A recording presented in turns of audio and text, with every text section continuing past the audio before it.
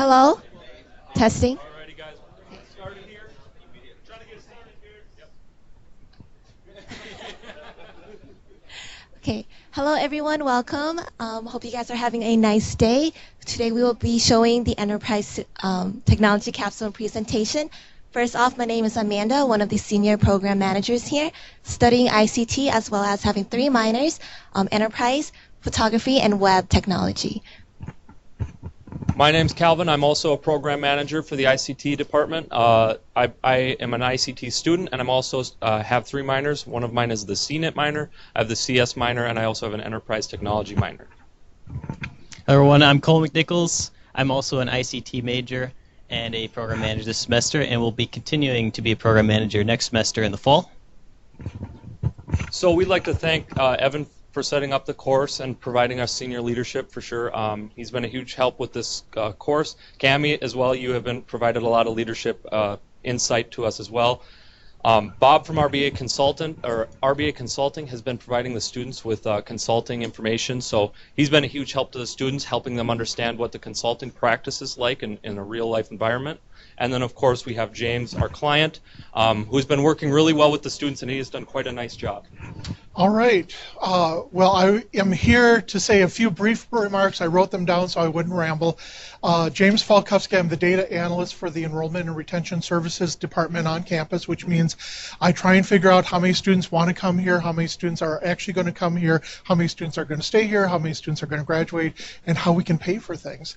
I've really enjoyed working with these students. It's really been a joy, and the role that they play is really helping me out, because as the program manager for Salesforce, we're behind in our deployment, so we're still in, we're up and running, but we're still in kind of phase 1.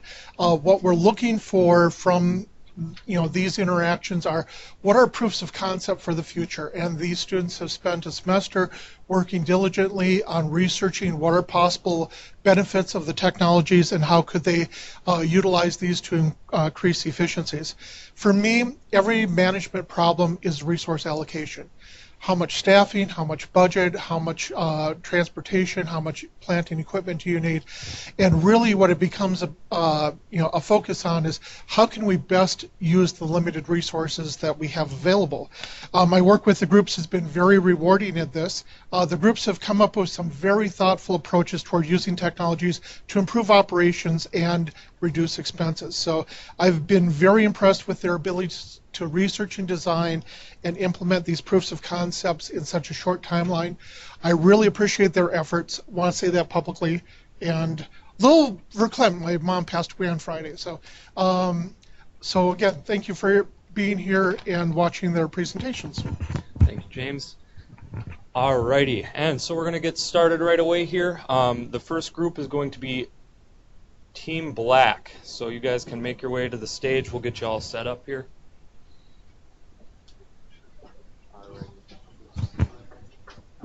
You.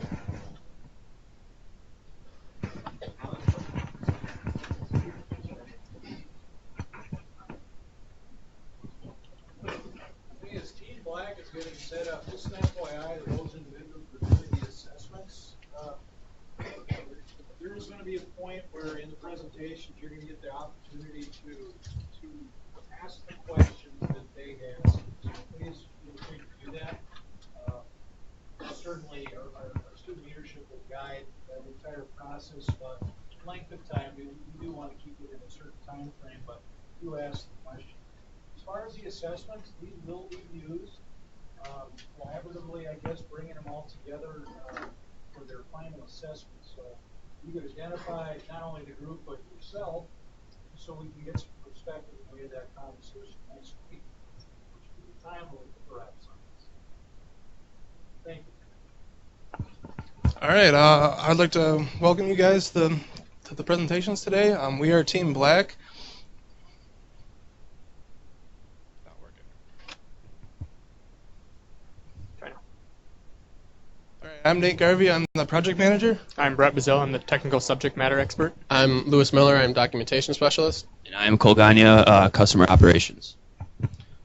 The problem that we are looking to solve is that Stout uses a lot of resources when scheduling courses and scheduling the right amount of sections.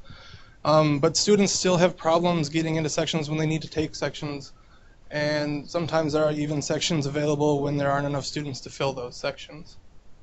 So then the solution we're looking at for this is really to determine the number of courses that we need to offer each student.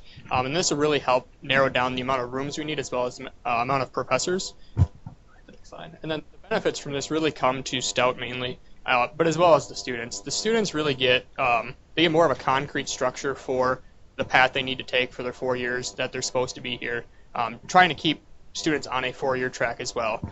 Nathan spent some time at CVTC before coming to Stout actually, and well at his time at CVTC they actually had a really good structure for the classes, what class you need to take each semester.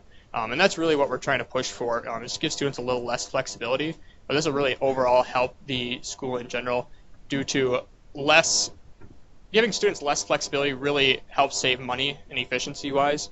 And really, as long as we can get students in and out in 4 years, that'll really help the accreditation rates to help with federal funding. All right, so going into group story, our initial solution and scope was to improve health services appointment scheduling process. We realized that it was actually already implemented. Literally the exact idea and design we had was in. This mistake led us to understand that we needed to do more research before even proposing a solution. So we came together again and created a new scope and solution for our project. Looking at all of our past experiences with the school, understanding that we have had to move our schedules around because of this exact issue where a certain class isn't offered a certain semester and we didn't understand that, or they didn't have enough students to fill it, so they dropped the class, so then we had to find something else. We conducted Skype meetings every Sunday. We also had a group chat that we were constantly talking in. Almost every day we'd message each other, so we kept in touch really well, understood what everyone was working on, and it was just really collaborative. We also met with program managers every single week just to kind of go over expectations for not only the project and our presentation, but also like the SharePoint and the documentation of everything. Then again, we met every week, almost every week, with the client James, which helped us to refine our ideas, understand where we can take our solution, the right direction to go in. Through this whole process, we tested 4 different survey types. Those types were Salesforce, Surveyforce, SurveyMonkey, and Qualtrics, and we ended up settling on the survey solution. So what we overall kind of learned throughout this whole process was just working with a real-life client, kind of refining our details, and like Louis said, just conducting more proper research, because I mean, we went into this project thinking that we kind of had a good solution and it was already implemented, and if that was like a real life project, then a lot of time would have been spent on kind of coming up with the solution, and a lot more time could have been spent coming up with the solution that was not implemented already. And we also learned about just the importance of team communication, and as Louis mentioned before, we did have a group chat, and we conducted Skype meetings every Sunday, meeting with the program managers and meeting with our client as well. Just overall coming together as a team and performing and coming up with a finalized solution. And we just furthered our knowledge on CRM development and everything kind of like behind the scenes that people don't see. Our overall successes was regrouping as a team. Like Louis said before, our original scope and project was already implemented, the exact same thing. So we regrouped together as a team and just came up with a solution that we thought would benefit the ICT program and Stout as a whole. Engaging with our client, we felt like our time with James really helped us with our real-life experiences coming up, and just overall in this project, coming up with a finalized solution. And creating a working prototype was also one of our successes in coming up, seeing our original scope actually being made and finalized. So overall, if you pull up our survey, so we conducted a survey. So this is what the students would see on a computer and then a smartphone. And we're going to come up with a live demo. We'll show you a live demo as well. So then this is within the HEDA architecture inside Salesforce. This is where we have our ICT course evaluation survey. And realistically, the best part about this is how simple it is to just survey students for what classes they're going to take specific semesters. Because when you start out in the ICT program, you actually make a program plan in ICT 100. And this kind of lays your foundation for what classes you're taking each semester. However, with the way Stout is currently set up, students' flexibility changes. You know, they want to work certain hours. But the idea is to give them a little less flexibility to get them in and out in 4 years. Because if you're taking more than 4 years in school, the end game is you're wasting your money because you're losing job hours on job experience, and you're spending more time in school making, you know, minimum wage at specific jobs. So then if we switch over to here, this is kind of where we have our analyzing. So we have 85 completed surveys that we've done collectively between us, and we can go through here to see different courses that, for this purpose, we just have the ICT courses in here, the several main courses that you need to take. And you can hover over these to actually see how many students want to take this in a certain semester. And then you can also see where they'd like to take it, because ICT does have a lot of flexibility in the online and on-campus courses. So if students have a preference one way or the other, they can actually specify that to where they're looking to go. So then if we go up here, this is actually our live survey. Basically, if you go through here, you can pick what your current class status is to kind of identify where you are. So I'm a junior, so I'd pick that. And then depending on how comfortable I am, I've personally worked with Sarah Anger a lot, so I'm actually really comfortable with where I am in my actual program plan. So then you put your email in, click next, and then for each class you go through, pick the year and the semester you actually want to take it. So for our purposes, we just did 2 years in advance from now. And then we actually have an already taken option as well. So if I want to take ICT 215 in the fall 2020, I want to take it online. And then you just kind of do that rinse and repeat for each course.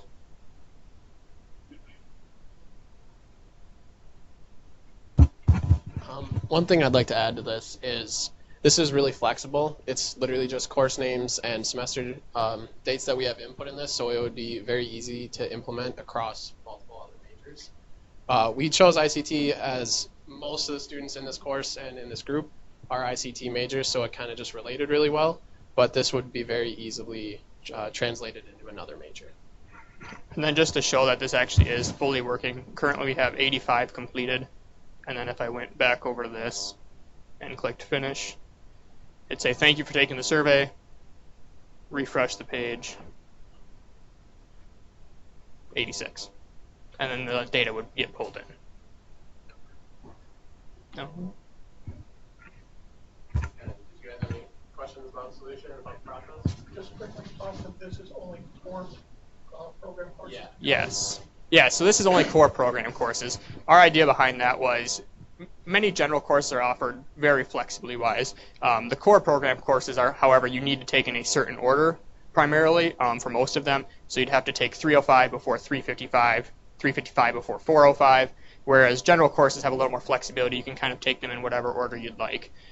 So that's where that comes in. So if we have time out of a day sectioned off for major specific courses or program specific courses, we can do that in that part of the day and then have a second part of the day for general courses to allocate resources a little better.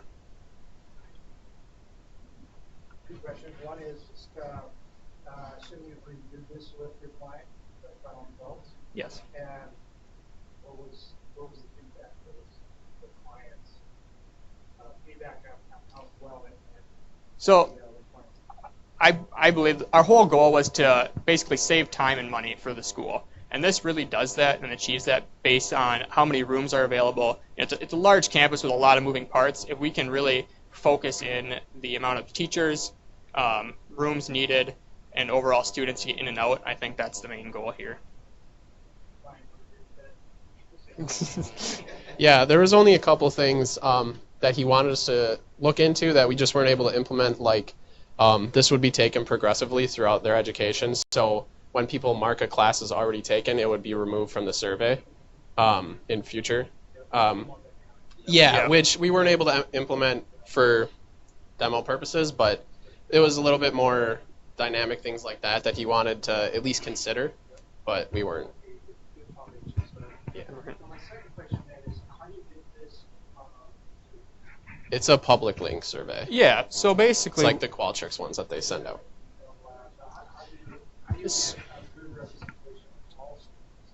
right, so that comes down to the program managers for the specific major, how they want to send it out. We just provide them with the actual survey in this case, so that whatever means they want to use to distribute it. Because I know Evan has the ICT major, and then he has several minors that he also advises. So if he wants to send that to those specific minors as well, he can choose to do that.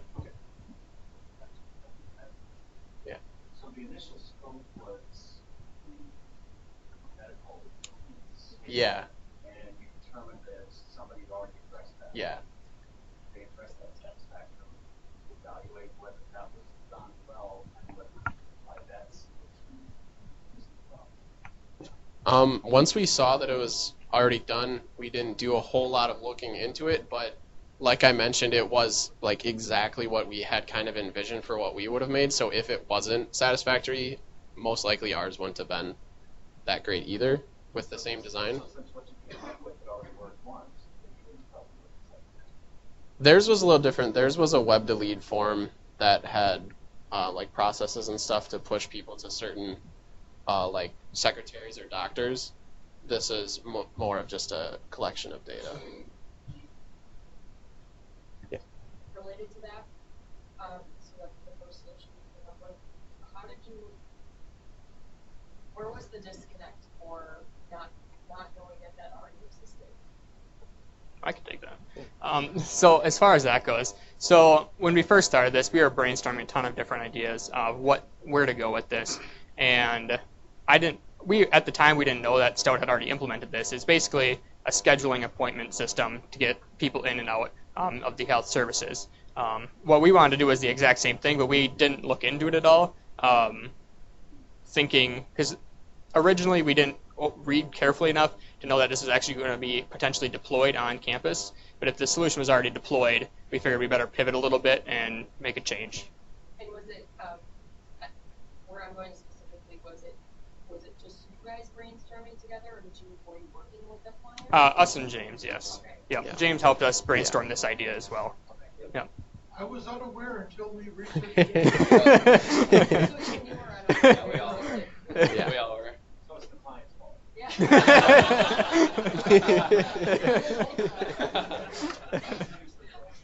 The reason why I clarified that was just because I knew a little bit of the background just being involved through the semester with Evan, but I also, when you kind of presented it, it kind of came across that it was your, like you were doing a solution up on your own. You're like, oh, I didn't realize that it was already out there. I mean, we came to the initial meeting with some kind of ideas and thoughts, but we kind of all decided to try it, and then further research proved that we were wrong. Yeah, it's the client's fault because they pitched several ideas and I picked the one that was already good. But it was, it's good. Fail and fail fast. Yeah. It's a great. Yeah, I'm glad we didn't get halfway through the semester with it before we realized that we couldn't do it. So what are the use cases out there that apply the same? Realistically, I think as far as student flow goes, this can really just cover every major essentially in the campus to flow students. But realistically, right now Stout uses Qualtrics as well, and if they chose to, they could actually switch away from Qualtrics and move towards Salesforce and actually save the money that they have or keep investing into Qualtrics every year. So that'd be another potential savings right there. I think it could also be used for projecting students' interests, like in organizations and stuff like that. Because I know it's kind of off topic from registration, but some people feel there's kind of like a misallocation of resources in the orgs where some people get a lot of money for just putting on movies and stuff, and other organizations that are more educational don't really get any funding to do anything, which makes it harder for them to attract people, which then decreases their resources. So kind of projecting the interest in all these would make it a little easier to allocate those resources as well. Is there a scheduled rollout for something like this? Can it be used now at this current point? it wouldn't be able to be used in its current form, but it's something that would likely be easy to deploy. All of the course information is already stored in our student information system. So what we would have to do is extract a list of courses, extract a list of terms, and then deploy out to a list of students who have declared specific majors. And on this campus, we do have people that double major. Also, as far as minor courses that need to be fulfilled, we already have demonstration that people have multiple minors on this campus. So the big concern is how are we going to schedule courses and course sections effectively and still get people in and out on a reasonable time frame. And one of the things I mentioned to the group is you may have to tell students, tough cookies, if you don't want to take courses on Fridays, you're going to take courses on Fridays because you're primarily a student. So that's just something where if we can find out what the load is, and then we schedule enough sections, and then we just tell students, we know that you don't have conflicts for your core program courses because we've scheduled so you will not have conflicts in your program core courses. And tough cookies if you don't like Friday classes. Regarding your initial scope, when you set out the goal of improving efficiency, did you create any metrics or anything measurable around that for what your end product will like improve by X%? Oh, okay. So yeah, as far as that goes, since this is strictly a prototype, we actually don't have metrics for that, unfortunately. That would be something that we could look into further, though. We did think about sending it to the students, like specifically in our ICT 405 class, just to get kind of a feel of where each student is currently, because some of us are graduating, some of us aren't. So it'd be nice to know what students still need furthermore, but that could be implemented easily.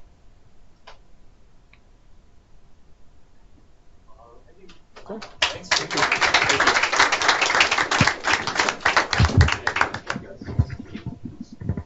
Thanks, sir.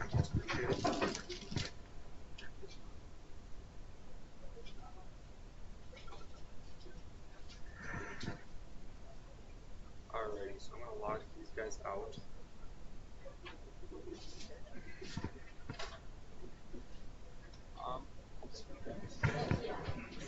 There's the inbox for you. Here's your username. Let me make sure. Alright. Team LAR. Just in case we have to do it. Okay. Just in case we have to do it. There you go.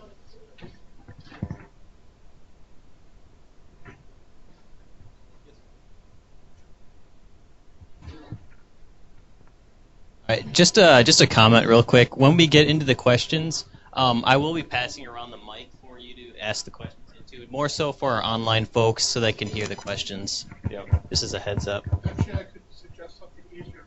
Repeat the question in the mic, that way you don't have to waste time moving around. Fair enough. Fair enough. All right, we'll do that. Thanks, James. Yeah. So. Repeat the question. Okay, so you guys got everything up and live here? Okay. Because like Adam's gonna be the one that wants to. Mics. Here you go. That's all. So you can stay right here. Okay. You want me to do the? Do the clicker one? I got that. Yeah, see, I'm going to get that clicker real quick for you guys. Just 1 second. Yep, you bet. Just stand on the side. Okay. So, what direction do you? I'm gonna stand here. Adam's over there. So, Who's running the presentation? Are you good to go here? Yes. That's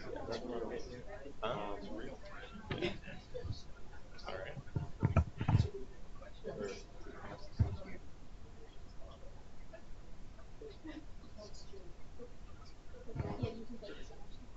Okay.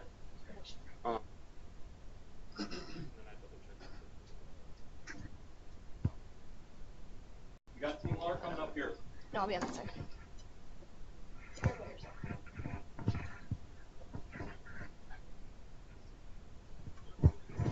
Yep. Hi everyone, we are Team LAR.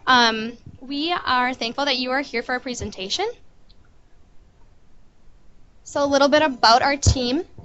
My name is Abby Fawcett, and I'm the project manager. We have Rodrigo, and he is the customer operations. We have Lou, he is the subject matter expert, and we have Adam, and he is the documentation specialist. So a little bit about our team. We all come from different paths and program paths and where we stand, and that's what makes us unique as a team. Our communication has been with our client, James, our project managers, and also an advisor. Using our client, James, we have made regular meetings with him, and this has been keeping us on track to make sure that our information and his information are lining up with our project. We have met with the project managers, and they have been helpful with the technical requirements of our project. And then also an advisor, Sarah Anger, and she has given us more information about the advisement process here at UW-Stout for the ICT program. So, our problem is that the current advising system is unfair to some students. Advisors aren't available 24/7 to meet with students and help them through their classes. And time is important for students as they want to graduate on time. And if they don't get the proper advisement from their advisors, then they may end up taking the wrong classes or seeing classes already filled up. With that happening, students may prolong their graduation date. They may end up getting frustrated and take the wrong classes and ultimately change majors or just leave Stout. From our personal experience from this, when I was a freshman, I felt lost with what classes I had to take. I didn't know where to go. I ultimately felt like I was wasting more time than I was needing to. When I started my degree here at Stout, I was an art student, and the art programs are known for having a lot of students within that degree. It was hard to set up appointments with my advisor. It was hard to get information and figure out what my next steps were in my course plan. That is why the advisement system is unfair. All right, so for our technical requirements, we want privacy to be one of our top goals. We want maintainability and scalability so that it can be changed and updated in real time. And finally, the implementation to be easy and be able to be changed for courses now and future degree courses to come. So our solution, our expert CRM solution will provide students with progress tracking so they know what courses they need to take or what courses they have yet to take. It will allow for automatic feedback from the form checklist that we have created. This will allow the student to see where they are currently in the semester and where they need to go from here. This gives the student this gives the student the power to choose what correct course path they want and some guidance from the advisor so that they stay on track with their path.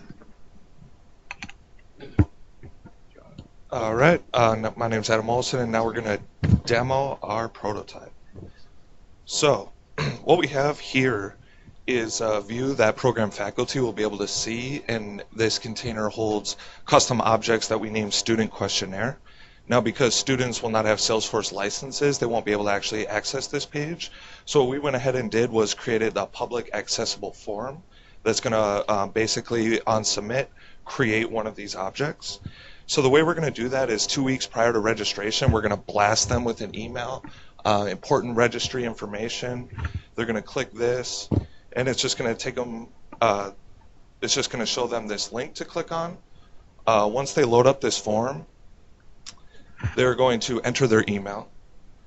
Now we're going to assume that this specific student is just a freshman. He's been accepted to Stout. He's been accepted to the ICT program, so there he got blasted with the email, but he hasn't done any courses.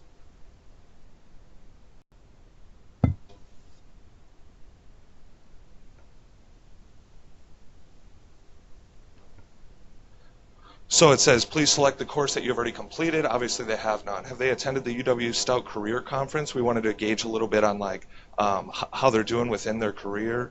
And just some simple yes or no questions. One thing a freshman could answer is just a simple, what are your goals? So let's say that this student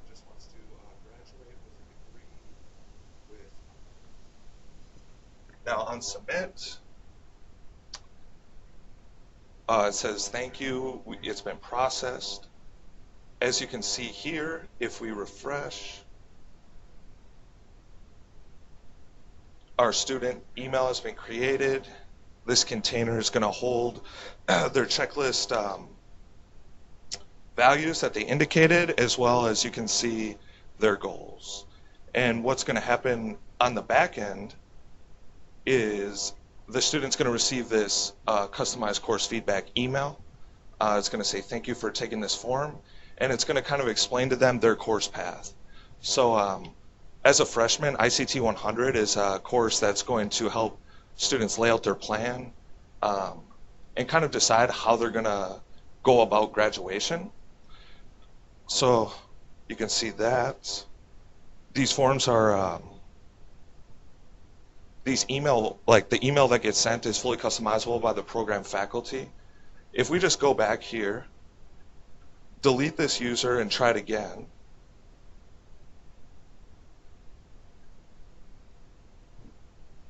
we can show you more what it would look like for someone who is, say, we'll go for like a junior status. And like we said, ICT 100 does lay out the course path like for how you want to graduate, but because of like what the group earlier said, sometimes classes get filled up. Excuse me, it's very easy to get off track. So I'm just going to enter this one more time. So they have taken 100. Let's say they've taken 103. They've taken 215. They've taken 255. These all need to be essentially taken in sequence. And let's say they have been to the career conference. Their LinkedIn is updated, but they haven't got a co-op.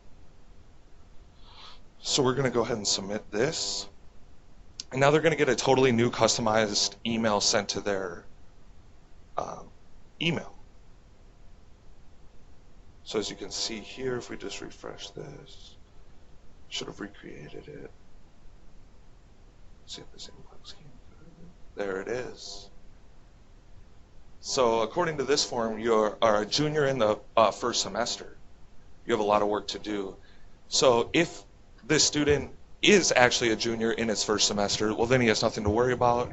That student's on track. However, sometimes students think they're a senior because of they planned out, okay, I need 120 credits. If I take 15 credits per semester, I'll graduate in 4 years. But if they ignored a crucial class within the ICT sequence, then they're actually not most likely going to graduate on time.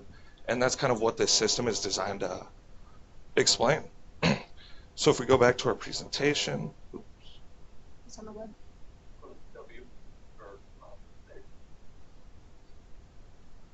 Just going to quickly recap what you saw and kind of like how the back-end process worked.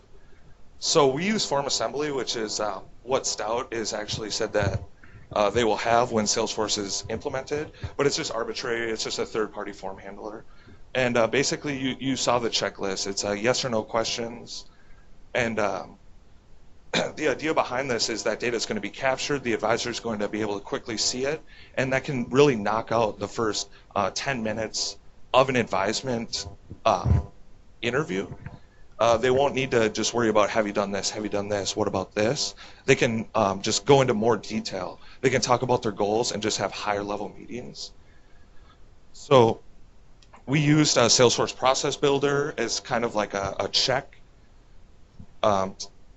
to basically determine the student's progress. And these are just like the email templates. These, like I said, are fully customizable. They can be edited by program faculty. And for my conclusion, I'm going to hand it to Abby. Yeah, you can click. Okay, so for the conclusion, we're going to just talk about some of the successes and failures within our group and the technology part of this. So the scope that we started with was way too large. We as a team came up with a very large scope, and we worked down, and we were able to create a solution, as you can see. But we had to work through some of the kinks in that problem. We also look at problems many different ways, which is really helpful in some areas, but when you're trying to narrow down a scope, it can be very difficult. But we learn from our failures and we turn them all into successes. The next steps now is we talked to James a little bit about implementing dynamic web pages instead of the email templates. So what would happen is there would be a redirect within Salesforce. So instead of sending an email, it would be redirecting them to a web page. And on this web page would be the 8 web pages of if you're a freshman in a second semester. So instead of getting the email, it would be more pretty. You're able to see the advisor and it be introduced to the advisor firsthand with a video or with anything that advisor would want to see on that page. And later on, we would like to see to gather data. We have Form Titan up there. We meant Form Assembly. So Form Assembly is what we're using with this. And if we could gather those analytics through that data, we can see how many students are entering courses. And that can be helpful for how many courses do we need in the long run for these amount of students that are coming in. And that's what we want to see. Any questions? Yeah. So part of my role in enrollment retention services is I work with the advising unit, the advising department, and one of the things that we deal with is that there's peaks and valleys. So when the registration window's open, all of a sudden there's massive workload for the people who are advising the students. And when this idea was pitched, it was very helpful because just going over the basics to understand where is the student at in their program and what are they thinking about doing in the next term, that kind of thing, that takes up a lot of the conversation and these one-on-one exchanges. If we can reduce that by having students complete some homework in advance of the appointment, then that appointment becomes much more enriching because you're working at much higher level conversations than have you done this, have you done this, have you done this. So this is potentially a huge staff resource saver and also a throughput saver because we have so many students to handle in a short window, we can get them through the process much more effectively and efficiently. And one other thing that we talked about, this is just a prototype proof of concept, but one of the things that we did discuss is that if this were fleshed out even more, that we wouldn't be advising about which next course to take in the sequence, but we might be talking about at this stage you should be taking these 2 or 3 courses. You should be talking to different clubs and organizations on campus. You should be aware of which types of internship and co-op opportunities. And this is where dynamic web pages would be helpful because they could link in with stuff that Brian Barnes and Career Services is providing for the career conferences and so on. So it would be a much more dynamic and enriching experience for the students. But as far as proof of concept, I have been very pleased just because this potentially could save huge amounts of resources in getting higher level of student services so that advising is once again fair to everyone. Yes. You mentioned an advisor, Sarah. Yeah, Sarah Anger. She's in the building today. Yeah. Yeah.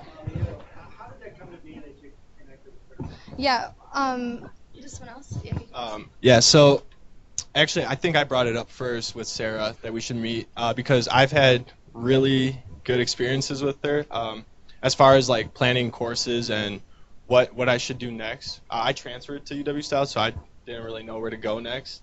But thanks to Sarah, we sat down, we talked for the first time I think it was about maybe 40 minutes or so, and we talked about, okay, where am I at, what courses have I taken, and where do I want to go next? Where do I want to see myself before I go up on stage to walk?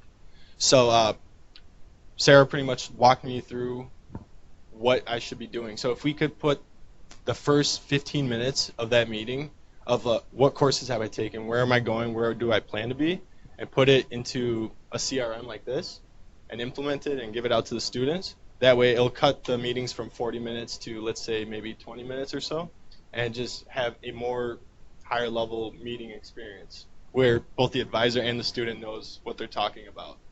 Yeah, I sort of commend you. I mean, when you're developing systems and you're trying to understand from a user perspective what works, what doesn't, meeting with an actual advisor, or maybe if you have time and you even meet with multiple advisors to get a 360 view of what they're looking for, not just the student, but as an advisor. But good job. You have to consider that. Sarah.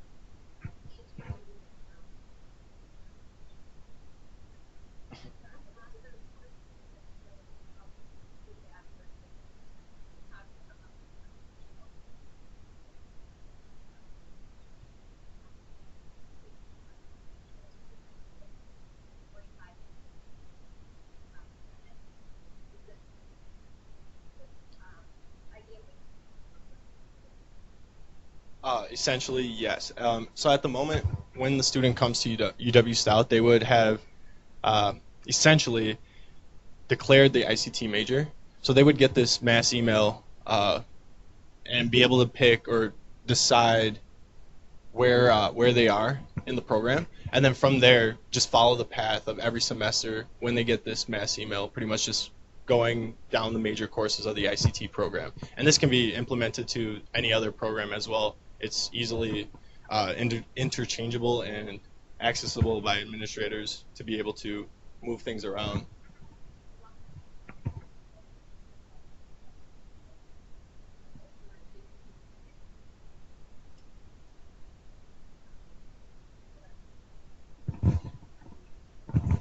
No, not at this time. We don't have anything figured out for that. But something we do want to recognize is we are still setting up that meeting with that advisor. So we will have the ability to meet with the advisor. Let's say you do want to substitute something in, then they can go meet with their advisor and say, hey, I want to substitute this in. But right now we're just looking at those core classes within ICT. So 100, 103, and then upwards from there. Does that answer? Yeah.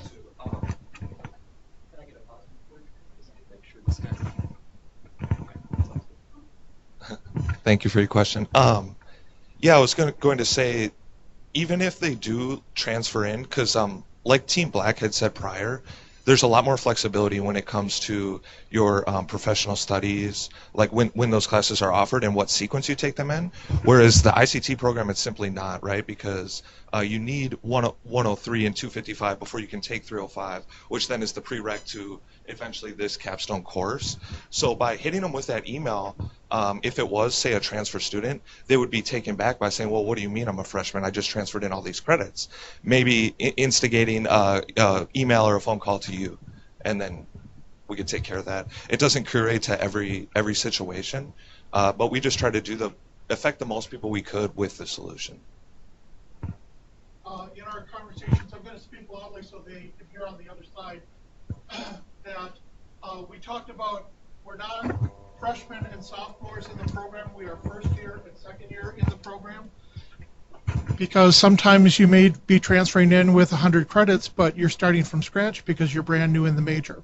So that's one of the other things that I think was in here that we had talked about in the group, is that we should be referring to people as first year, second year, third year, fourth year in the program, not base it on the number of credits that they've accumulated. Definitely. Thank you.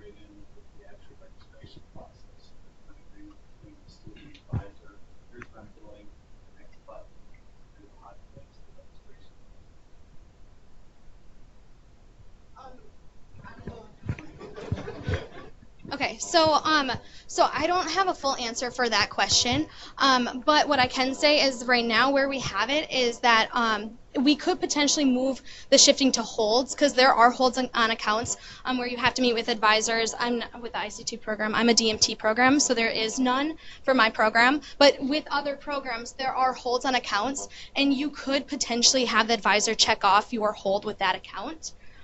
So that might be moving forward into the registration process of when students can pick out their next set of classes. But right now we don't have anything with that process.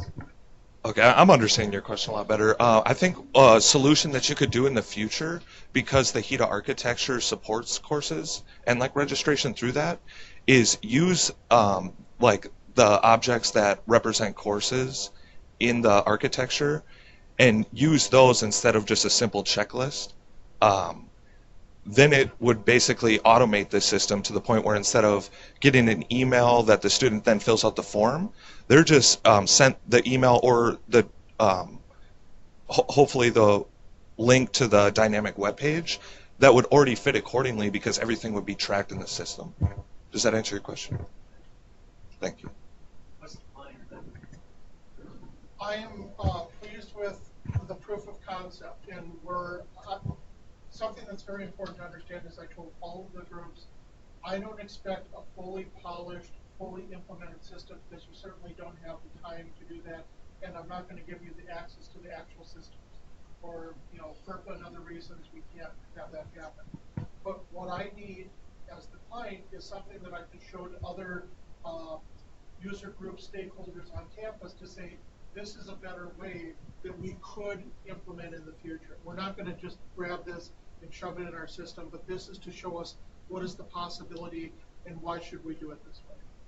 So considering the amount of time that they had to work on this, I'm very satisfied with what they've been able to do. And just from the advisor perspective, what I think I'd like it so I can get to that deeper question versus to get to that deeper level, instead of just being that person who tells me which course I need to take next, just fostering that continued communication at that next level.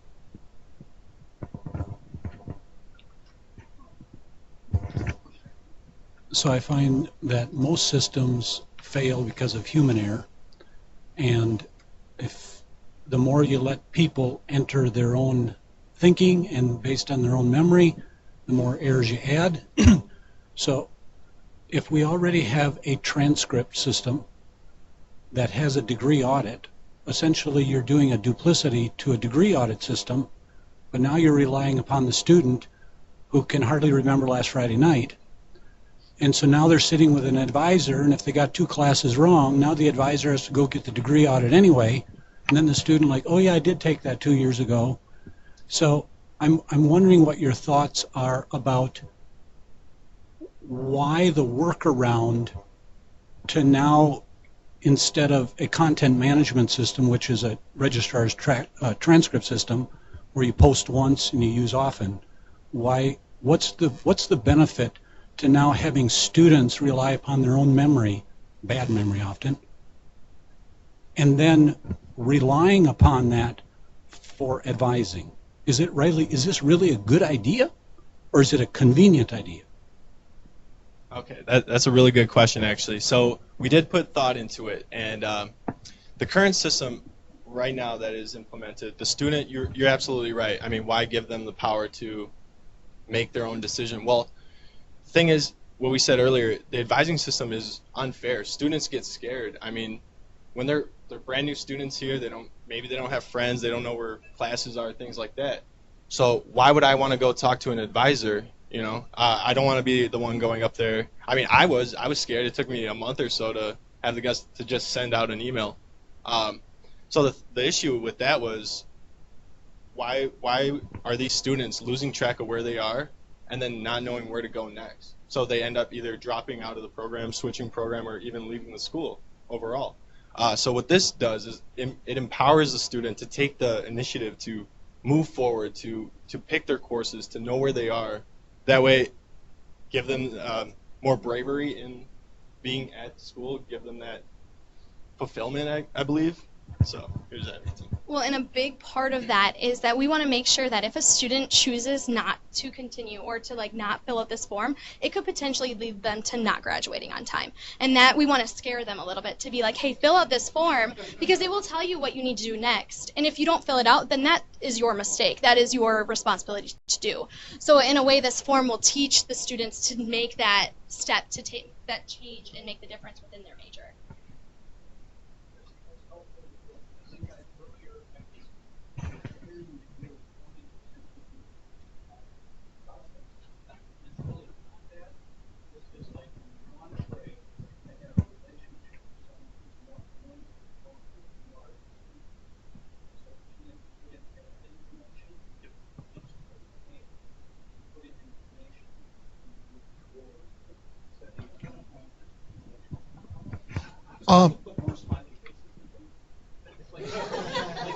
When they click yes, give them a little, hey, you went to the conference.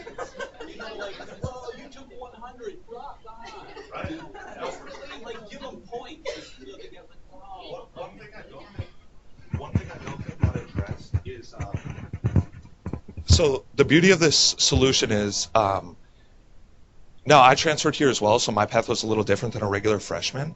But you take ICT 100, right? You lay your plan out. You're saying, I'm on track. Well, we all know how that goes, right? Students slip, students slip. The time between an advisement meeting and let's say you just did ICT 100, you thought you were good, to the time where all of a sudden now you're thinking, well, I've been taking 50 credits. It's been 3 years. This should be my last year.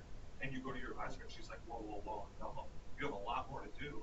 This system is ran semester by semester basis. So presuming, and like we did try to make it very simple, it's just check boxes. There's only 2 fields where you have to type anything. That's your email and your goal. And then that's going to get them feedback as really as soon as possible. Like if they mess up this semester, they have feedback saying that, how to get back on track. The one thing that I think got lost in a lot of this conversation and presentation is this is not just about what courses to take.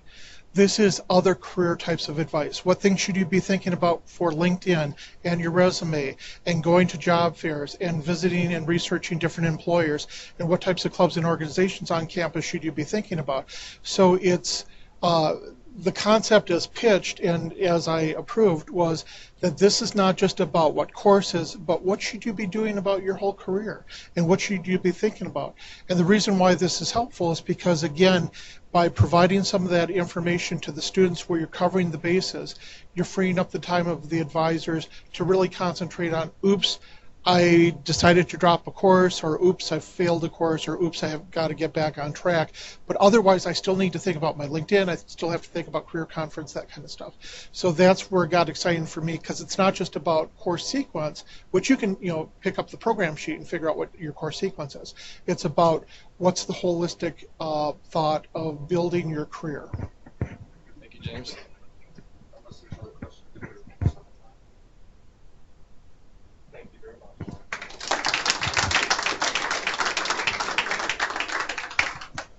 Really nice job, guys.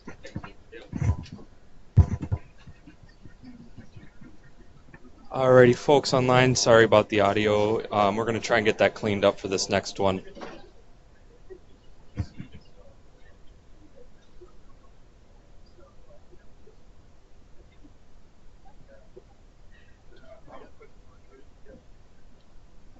That's not what we want. That's not what we want. I want this.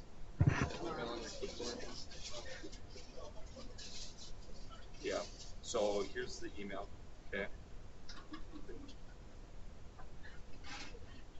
I'm going to have you log in.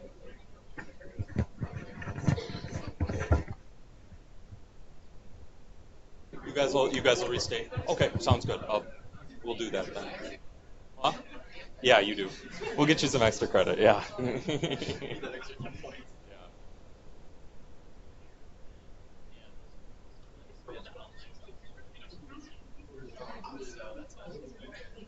Yeah, it was, they couldn't hear anything, so. Yep, that's okay. We'll get you for your presentation, so be all for it.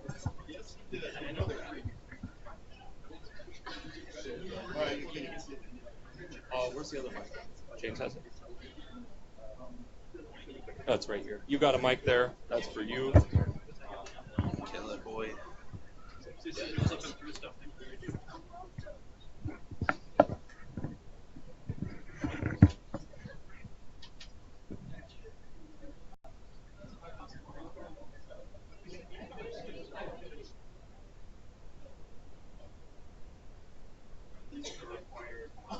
Is it working?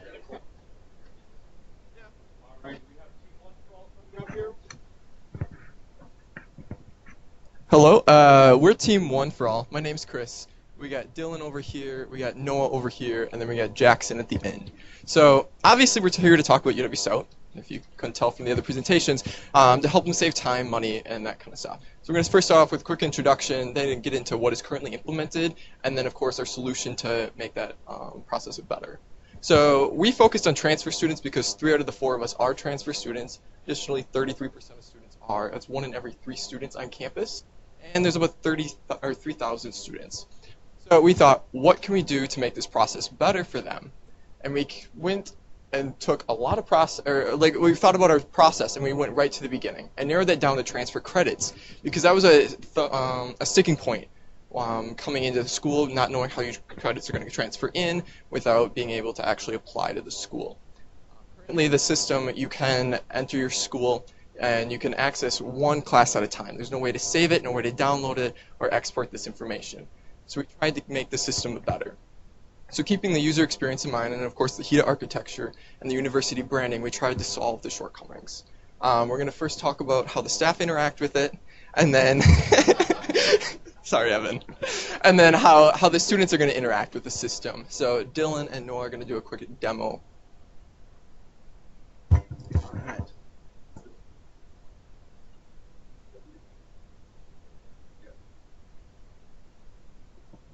All right, so again, I'm Noah Wren, and so this is our Salesforce, our transfer credit page. So this is these first two tabs, transfer classes and transfer schools, are more of like the staff-based. And just looking at it, we got a bunch of kind of demo classes in there. And so then if we go up to new, so this is where teachers would be able to input new classes. So we try to make it the user experience as easy as possible, just having a class name, class number, subject, transfer school. Does it actually transfer to a UW class, or a UW-Stout class, and then how many credits goes into it as well. And and then looking at it, there's also an import button, so if there's many classes, if they have like a whole spreadsheet of them, it's pretty simple just to import those into this. And then all right, going into transfer schools, kind of a similar thing. We have 3 schools currently: Eau Claire, Madison, Stevens Point, and kind of the same thing going up to new, just trying to keep it as simple as possible. The school name, city, state, zip, and school ID. So it's really important that we decided to make the zip a required field just to keep confusion to a minimum. When maybe schools are in the same location and that location is in the same state, and there's 2 different locations with like a similar name or something, for example, and just to keep that under control. And then so with the school ID, maybe maybe they have like an ID, like an internal system number or something along those lines. So yeah, so. And then same thing with that, just the import button if there's multiple schools you want to import and whatnot. So with that, I'll hand it off to Dylan. So moving on kind of to the every, so this is kind of like our object that gives all the information. As far as an outward-facing interface for this, the objects that you think about lookups and English, it's kind of like there's a lot of complexity there. So as far as getting an outward-facing interface, that was out of our scope. We kind of mentioned to James that wasn't really something that we were able to do right now, but with resources of yours, and form assembly, which integrates with Salesforce, there's something very easily to integrate this in the future. So basically, if you can just imagine that this would be from so obviously a student will access this, they don't have a Salesforce license, but basically it would create a new record within this object. So in this object we have, so the first thing is the student. That's kind of just, we head up through the first one, just kind of keep, be able to sort them and track them all. So then they pick a school. So for right now we have these 3 schools offered. And then, so when you pick one of these schools, these lists of classes are then filtered by what school you pick. So that way it's not a drop down with 100 some classes, it's only the classes that are within that school that are offered and in the system already. So for simplicity, we just have 5 classes here just to show the kind of concept. So if I select it, you can put in up to these 5, and it also creates available, so you can easily add as many as you want. But so if a student came in and picked that they took these 5 classes at the University of Madison. So they enter their first name, which they have required, just kind of for the email template, just kind of personalize it. And so this email is for being able to actually get the report. That's how we are sending them their report on what classes transfer, how many credits, and what are the equivalent classes. So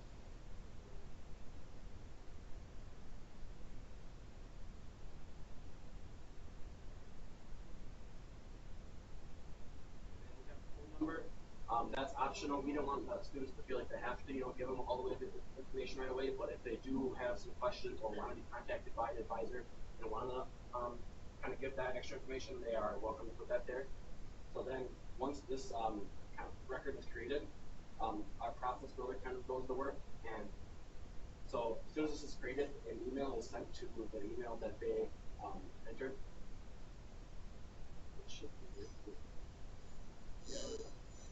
So here's the transfer report, kind of just briefly here showing. Here's the email, the first one I was reading, and then kind of the information. Jake is going to talk a little bit more about that, so I'll just hand it off to him. All right, thanks guys for that wonderful demo. As we get back in here, click on our. All right, so we are going to use form assembly. All of UW-Stout's forms on their website use form assembly, so it's an easy fix that we know. UW-Stout knows it, and it's already integrated into Salesforce, so it's an easy collaboration right there that we can use. So this next here is basically like our dream vision for how it's going to look on the UW-Stout website. As you can see here, if this school isn't on the drop-down menu, there's a form on the bottom to add the school, add it into our database, and get that process started. But as you can see here, we're adding accounting classes and we're adding information systems classes to get the report. And then at the bottom, get that email sent to your report to your email and get your results when you want it. And in that email, we got that UW-Stout branding. Just want to be super proud about UW-Stout. We love being here. It's a great school. It's recognized nationwide. And so in that email, we have that personalized greeting, just to encourage that student to come here and get the information that they want.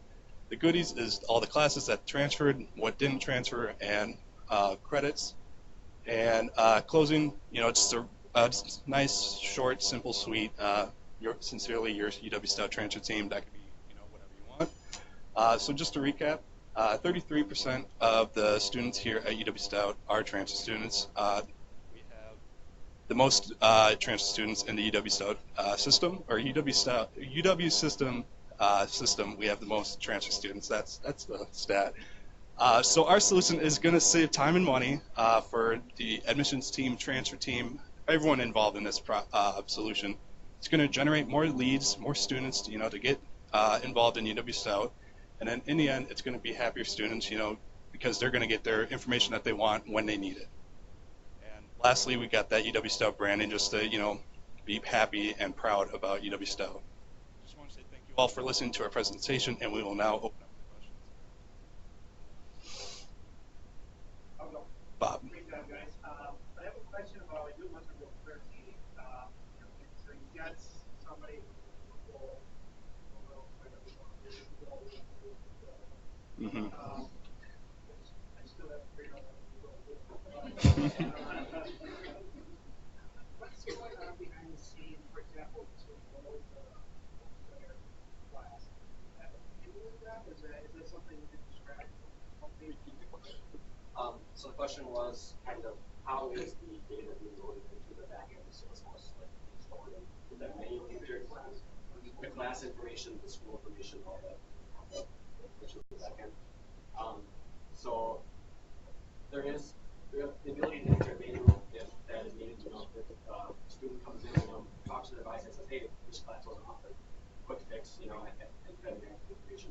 But there's also the ability to import classes, and then Stout also works with PeopleSoft, and in the future we can see them being like that information automatically updated from PeopleSoft and in real time, like every nightly or whatever, so it's always updated.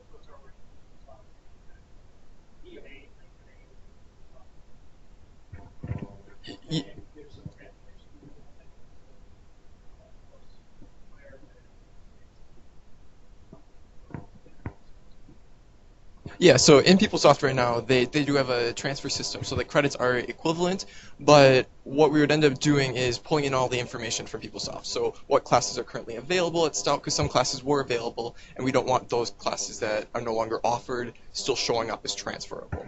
So it'll all be.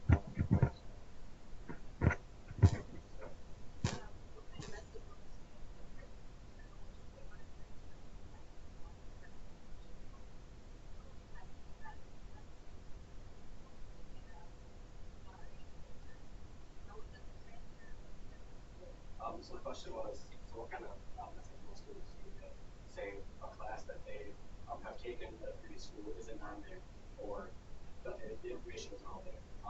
And for that right now, basically what we have in there is if a class isn't offered or isn't doesn't have an equivalent, they'll kind of just get an error message.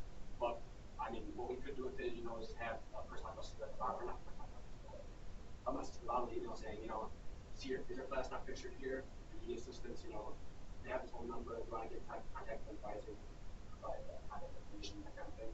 Just kind of like if you need more help, here's a phone you can contact. Yeah. This is a really neat tool, but is it a manual course mapping where you're saying this course is equivalent to this? I worked with Sarah for hours on end when I was a student. It was incredible, but for this course transfer wizard that you're creating, is it going to say that this course is going to be transferred in as one of your 9 required math credits, or is it a extracurricular? Right.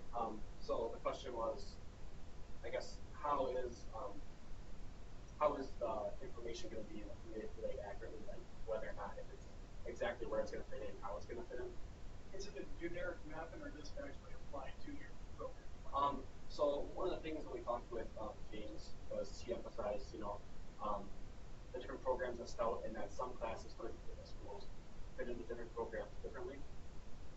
So within our scope, we kind of just took like a blanket approach with generic classes, math electives, that kind of thing.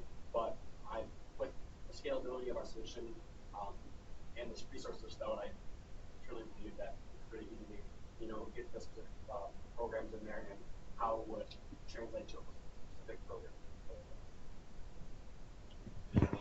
One of the things that I don't think I saw in this deployment is what course it is recognized at Stout. So you've shown the course, and maybe I just missed that. The other thing is that to answer the question about where does the course actually show up in the program plan, the way that I envisioned this when I was talking with the group is that this is not that stage. This is, we have a suspect or prospect in our funnel.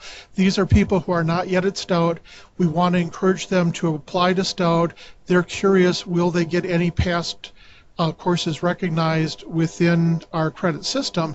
So at this point, it's to provide the opening conversation so that when the admissions counselor is talking with them, they've already got a little bit of background information on the student and what courses are likely to come in. We don't know where they'll come into the program, but at least they'll have recognition of the credit.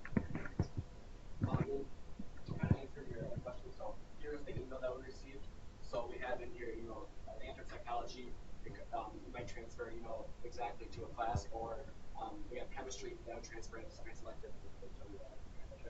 The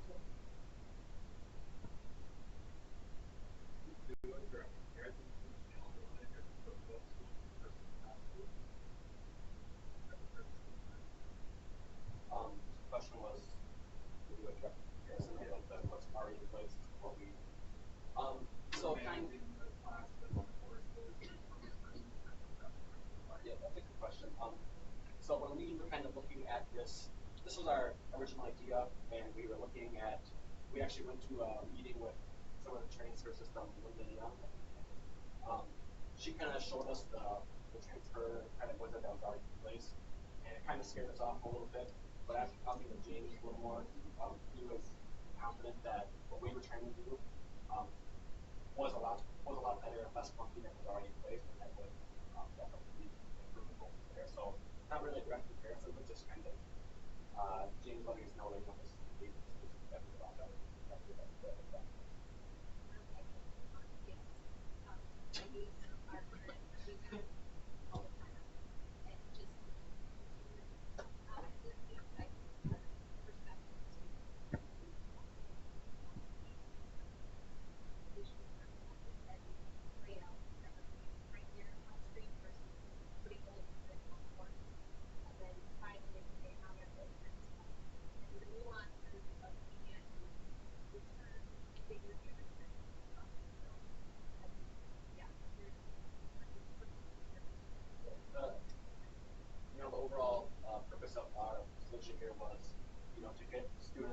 interested. The frustration of the current system might scare them off, or when they can get a basis of what less aroused.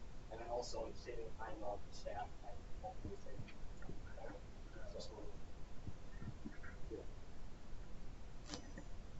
we tend to see a sample of everything. That's a key hurdle. So what do you know about transfer students? If you were going to hierarchy enrollment, what would your hierarchy be? Is it schools within a 75-mile radius where most transfers come from, UWs and technologies, or what do you know about our transfer students? You were commenting on a goal route for where most influence. So the question was, like, do we have a kind of like a schedule or a roadmap for how this will roll out as far as what data we have in the system? In my experience, so I came from UW-Stout, which is a ways away. So I mean, in my mind, I guess we would start with probably the UW system, and then also with the 2-year community colleges that UC allows transfer from. Kind of just like, I guess a good way to do it would be look at all the previous transfer and kind of just see where it's most needed and what would be who would get the most use out of it in those schools. Just a reminder to the group that I was able to provide a data set pulled from our student information system of all the past courses that have been transferred from different institutions. So one way to implement this is, as you suggested, a live connection to the SIS, PeopleSoft, that would just take a look at courses that have been evaluated in the past, and if they're not in the system, once they've been evaluated, they're then eligible going forward to do that match automatically. So yeah, there is going to be some manual updates, but right now there's a heck of a lot of manual entry that has to happen with each transcript evaluation, and this would help guide that process, because the student could walk in to admissions saying, "This is what your system told me. We'll transfer from which school." So the only thing that I would like to see in this, if we rolled it out, actually is the specific course numbering, because that's going to be really important in matching up the transcript to our system, because students may think that they took the course and passed it at their other institution, but we do always do a transcript review.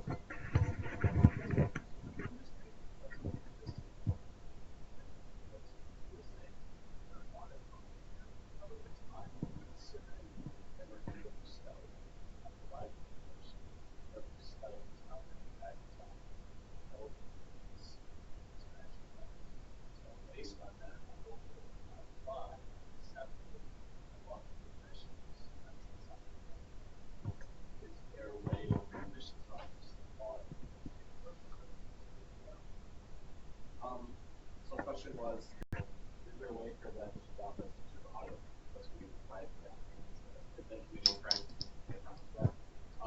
So ideally, with PeopleSoft, the information being updated would be updated every daily and always be correct. But then on top of that, also kind of our goal of this, was to get students interested, show them, hey, these students or these credits transfer, and then have them have that meeting with the advisor, save a little bit of time, but just get them through that funnel and get them to talking with an advisor as well to kind of help them or get enrollment up, I guess. There is the audit function that the UW system has, which is separate from this, but where a student can check any course for a transfer in and out, just to be processed.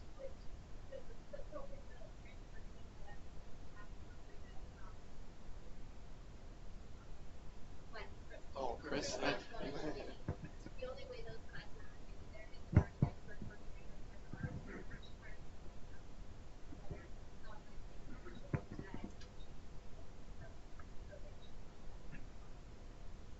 This information included, this should be updated in real time. It should be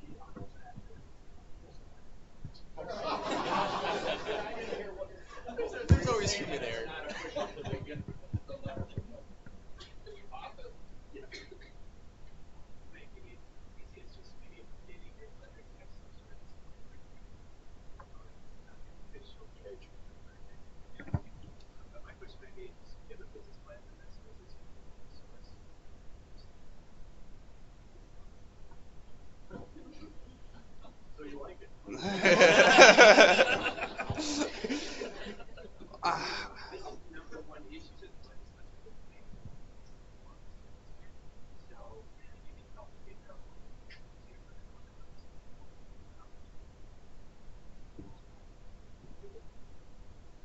or I mean, otherwise we could also add something at the bottom saying like, also if you want, please reach out to like an academic advisor to be able to learn more information and see if your report was actually 100% correct or whatever it may be. Having the optional contact information is kind of, if you really are interested and you think that you want to talk to somebody about provide your contact information and it's something you can't do nothing.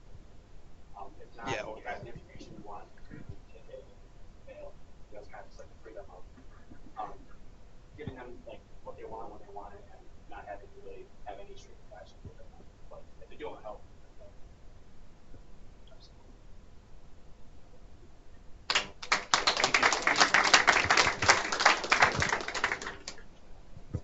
Really nice job, guys.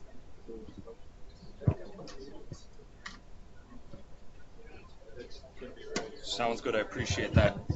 Oh, what are you looking for here? Phone? There you go. Not a problem. It happens.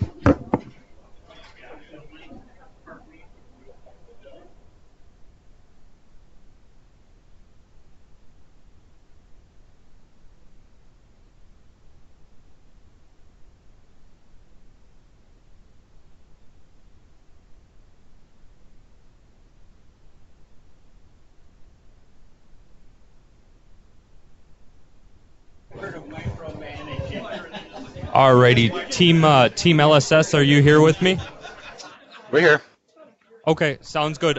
Do one of you guys want to do a screen share for me? Yep, I'll do that.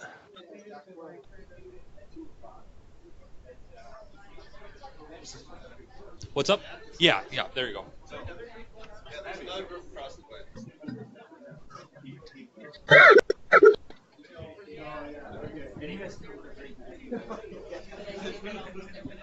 I'm gonna hand that to you. I might sit in the middle or something and like just so I can pass out the mic and you can hand it back quickly. But you can have one up here. Right? Yeah. Okay, we got you live here. Give us just 1 or 2 moments. We're getting settled in again here. No problem.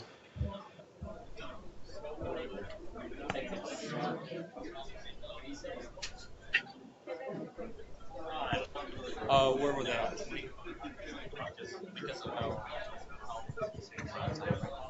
All right, are we?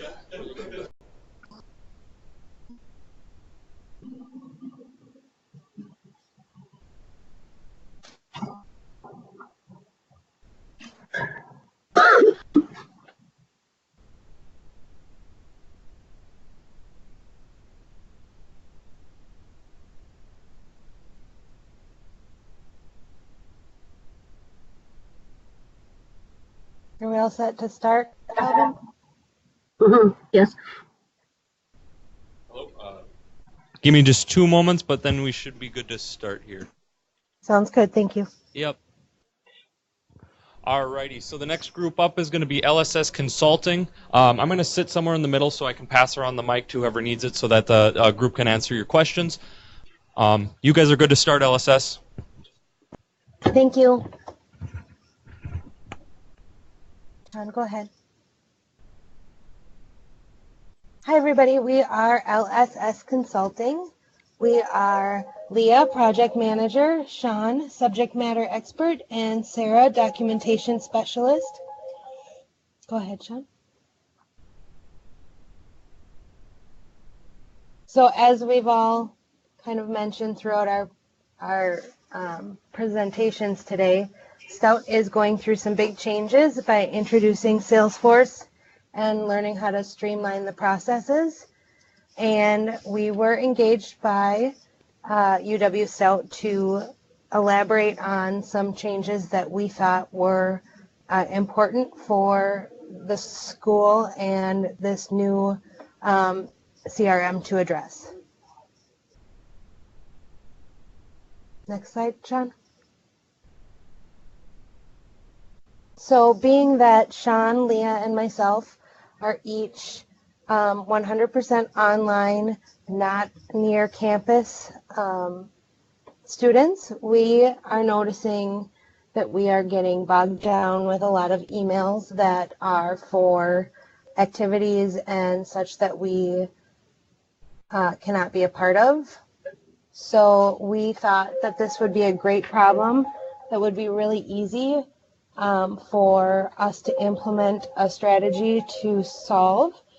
The biggest problem with this is that in having, sorry, I'm at work and my phone's ringing. In having these type of spammed emails, and I'll use an example of the intramural sports. Obviously, Sean, Leah, and I cannot do that online. It would be a very boring sporting event to watch. So we tend to not then open the emails that the school is sending because we keep getting things that are not important for us specifically, therefore dropping our engagement. Next, Sean.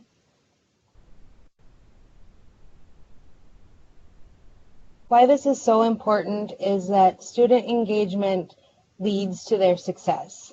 So successful student engagement requires the education leaders to help improve campus strategies, identify outcomes, and envision academic success.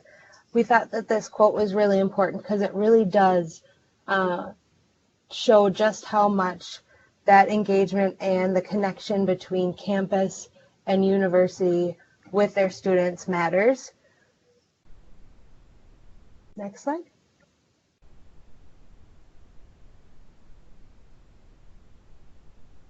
Leah? Okay, so our solution is to segment the different audiences for mass emails to consider both proximity to campus and type of instruction. And, we're able to segment in many different ways, basically through zip codes. Next. Next, okay, thank you. Now, we have to have a good reason to a valid business reason to be undertaking these new processes. And the basic reason is engaged students are more likely to graduate. And UW-Stout, that's their number one goal, is to keep the students there to graduate for the 4 or 5 years that they need. Students need to feel connected to the university. They're more likely to speak highly of the school and thus engaging more members to check out UW-Stout as a potential college. And students who are engaged are most likely to mentor other students, donate money when they did graduate, and stay engaged within the campus. Okay, next. Okay, our solution would allow for the student body to be segmented in many different ways that would include them in an email campaign that fits in their learning experience. And this is just one way that this is our initial process map. And we have all students on campus and traditional students, online, local, and online distance. And this is our initial view of the task that we were trying to undertake, but it does have a lot of future process changes as well. Next slide, please. Okay, now the benefits are, okay, so UW-Stout has already purchased Salesforce, so we might as well be making the best use of it and seeing all the ways, looking at the current processes that UW-Stout has and kind of seeing how Salesforce can create a better solution from the processing that may already be occurring on campus. So there would be no increase in expenses. There'll be increase in revenue by maintaining and attracting student bodies, and there'll be increased engagement in campus, and there'll be possibility of expanding segmentation in the future to some many other programs.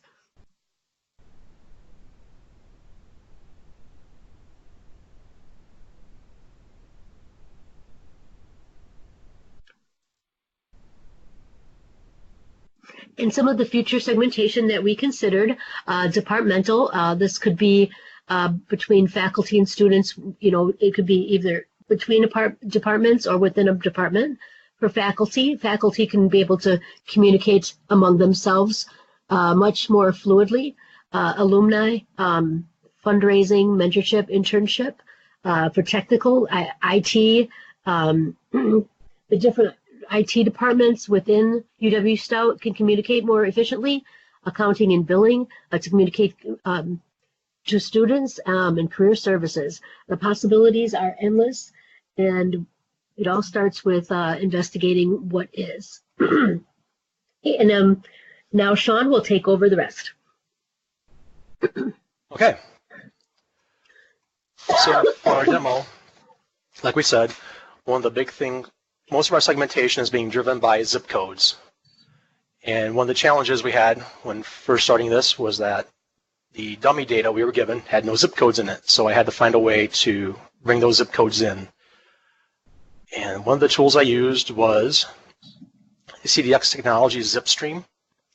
Not a perfect tool, because when you're working with we have a student who lives in a city with multiple zip codes, this pulls in all the zip codes and you have to pick the right one out. But since we were working with dummy data, that wasn't a big deal. In the future, we'll probably want to use a tool like address verification here, available through the App Exchange. And there are other tools also that can do the same thing. Now, since we're segmenting our students by zip code, I had to find a way to figure out which zip codes are within a radius of Stout, within a radius of Menominee. And I just used free map tools here to do that. And the 35 miles radius, that's just sort of a arbitrary number. I kind of just guessed that students outside the 35 miles probably don't want to drive into school every day. And they'll probably go the online track.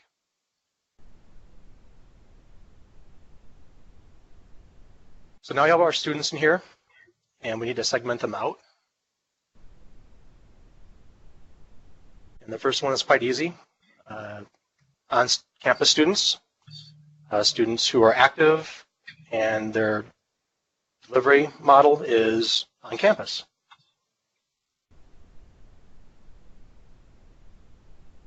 Online distance. So again, students who are active, students whose delivery method is online, and who are outside of that 35-mile radius of Stout.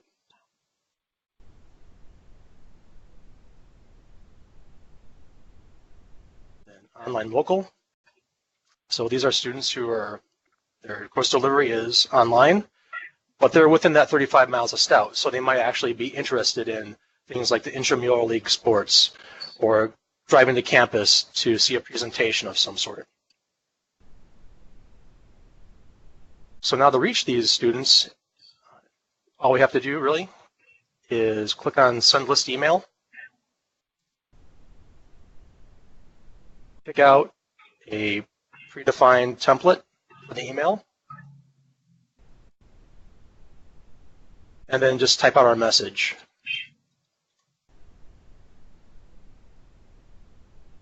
And this tool is good not only for just identifying students and their proximity to Stout, but also by breaking them down by program.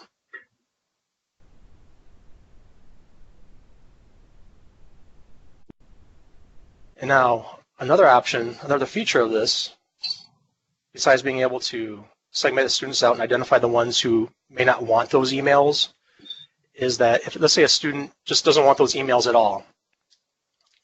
So here I have the ICT group, with Leah, Sarah, and myself in it. I have an optional email list here. And one of the features that comes with HEDA out of the box is that in the contact record, there's a checkbox that says, do not contact. So by matching on that in our list view filters, I'm able to filter myself out because I just do not want any of those emails. So when someone goes to send me an email, I'll be left out of it. And that's just another way for students to kind of take a little bit of control over what they're receiving.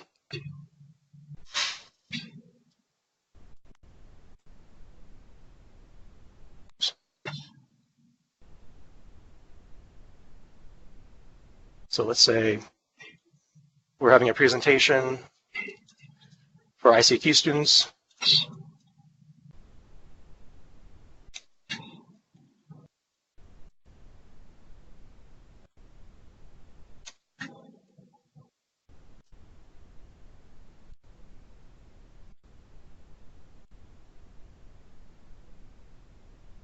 Hit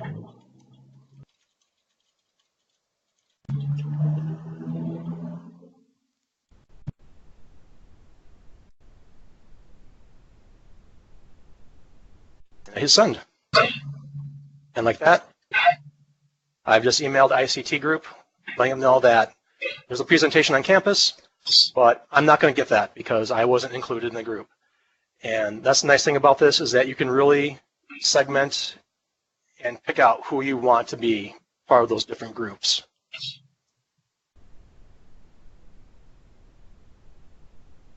So with that, are there any questions?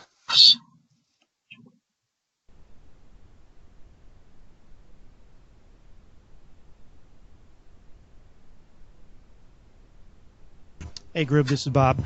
Can I ask, I assume you presented this to your client, and what kind of feedback did you get in terms of meeting the needs of the client? So this was a pretty simple solution, which it meets the needs of the problem of the scope. We got a lot of feedback from our program managers, and from the previous presentation, we got some feedback from James and from Evan. And like I said, you know, it's a simple solution. There's not a whole lot to it, but it meets the needs of the problem.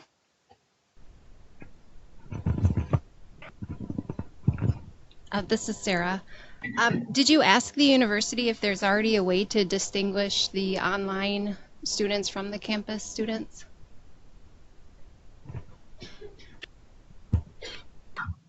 So there is a way to distinguish between online and, I believe there is already.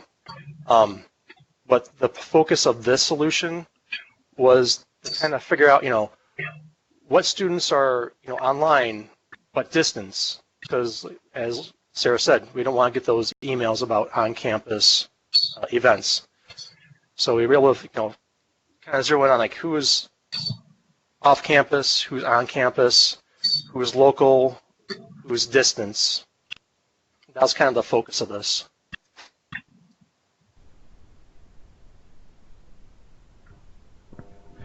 So when you picked the 35-mile radius, you said that was arbitrary. Did you use any guidelines for that, or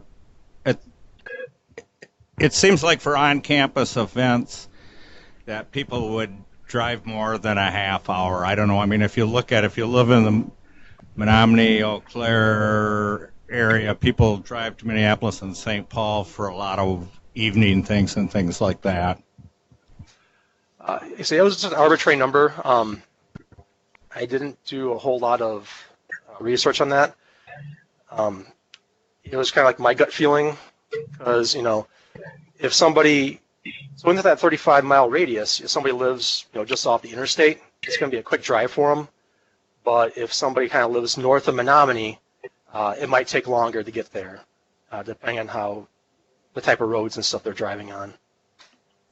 Another aspect to that is this isn't talking about like a special event. This isn't like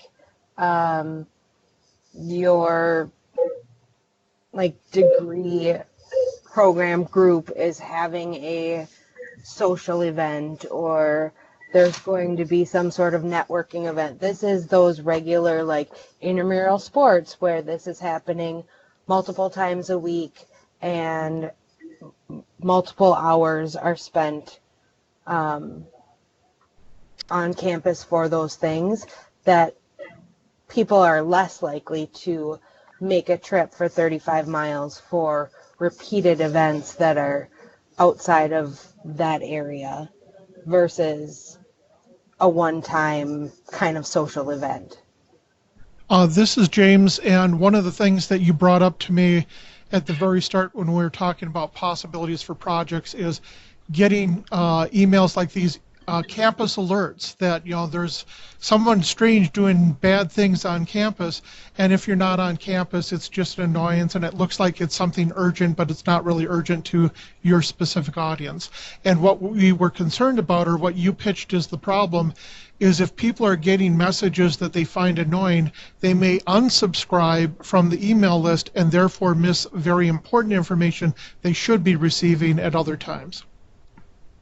Yep, exactly. Exactly what we were thinking. The campus alerts, while, I mean, I think it's important as a community, because we all are part of the Stout family, to think of safety and our campus as an important aspect of that family. But if there are students that aren't there, those kind of alerts are not doing anything but bogging down our emails with items that we might miss another email that is important and key to our education because we've gotten so many other ones. Well, I think that's two separate issues, special events and sending out warnings. You can segment it any way you want, but I think the other thing is, and I know this just from the way that the Stout Alumni Association sends stuff out, where it's located necessarily isn't the important thing if I have another reason to go there. But if I don't get it, I'm not going to attend. The other thing is I may be offended. So if you're having like a special event that you're having a guest speaker and you're having Bob and you know that he's the leading guy in digital marketing, you might drive from Appleton. We had students that used to drive from Appleton to take master's classes here at night back before there were online things. So that was my only reason for bringing it up.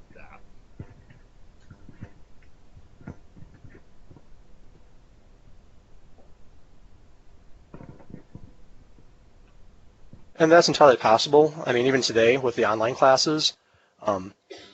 So what I brought up was that do not contact field. So that, like I said, that's the way for students to also kind of take control of what email they're receiving if they don't want to get those, again, like intramural league messages or like on-campus events or the security alerts. But the nice thing about that too is that do not contact, it's more of just a suggestion. So we can still send emails out to students that are important. So like their billing, start a semester emails and things like that. So we tried to help segment the students so it'd be able to kind of focus on their needs and their wants, but to also kind of give them a little bit of control as well on what they're receiving as far as emails.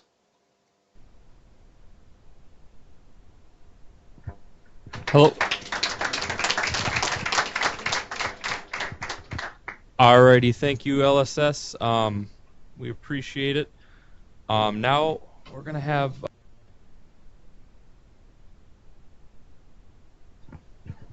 Okay, LSS, if you can give control back, and then Team Stout, can you please share your screen with us here?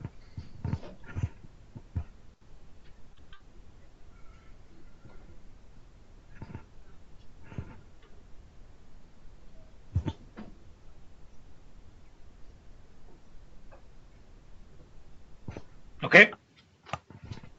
Alrighty, we're just getting it now. Give it just 2 moments.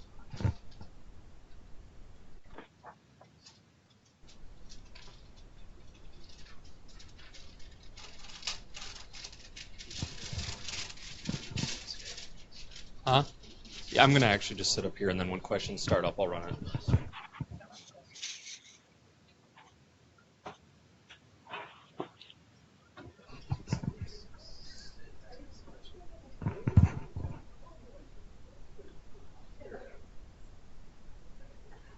Alrighty, Star, we got you live. Alrighty, everybody, this is Team Star presenting.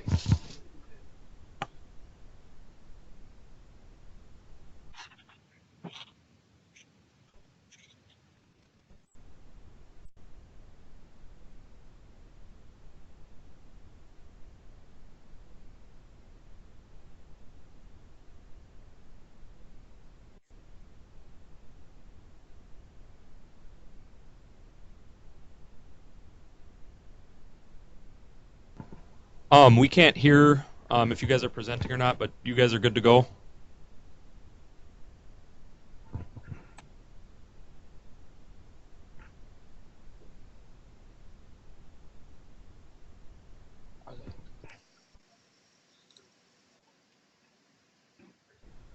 Tracy.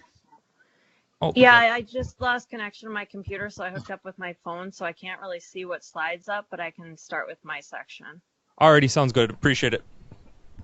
Okay, so hello everyone. We are Team STA, and I am Tracy, the project manager. We also have Holly, the documentation specialist, Akila, customer operations, and Scott is the technical SME. Next slide. Okay. The problem we are addressing is the system that is currently in place for course evaluation surveys. Right now, methods vary depending on course and instructor. This in turn results in inconsistent evaluation data. The current methods used to validate the survey results are manual and time-consuming, thus using extra time and money.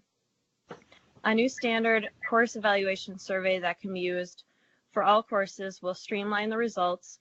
It is necessary to improve the current process to make it easier to do cross-department analysis. To eliminate the manual survey analysis process, the automation of the survey report and dashboard is needed. Next slide. The survey solution will help UW-Stout evaluate instructor and course performance with ease. We have done this by assessing the current survey questionnaires used by courses and instructors, researched and identified new informational survey questions. The new survey can be used by all courses and instructors. We have subset questions that are intended for lab, lecture, co-op, and seminar classes. The survey will include the students that drop the class within the first 10 days. And then Akila will take over from here. Hi all, my name is Akila and I'm going to talk about the survey process today. Before that, I'll try sharing the slide and give me a few minutes, like I'm trying to open the app.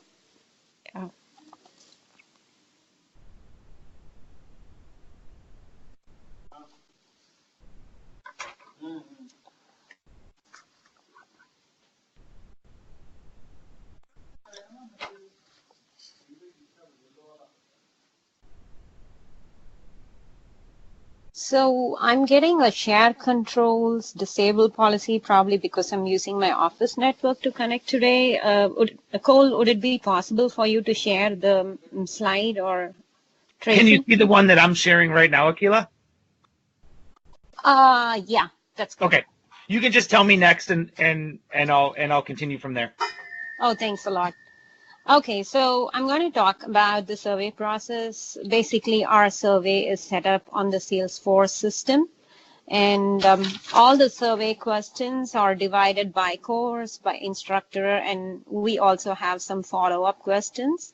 And the responses are like strongly agree, disagree type of responses, so it's easier for the respondents to answer the question without having to think a lot about it. We also have a few open-ended questions where the students can type in their comments about this is something they want to say.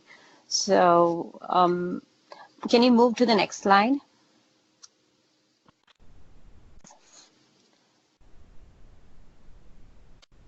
So the survey question, the survey gets scheduled in the CRM. We basically, the UW-Stout staff who's in charge of the survey, that person schedules the survey on the CRM, and based on the date they schedule it, the survey link gets sent out to the students.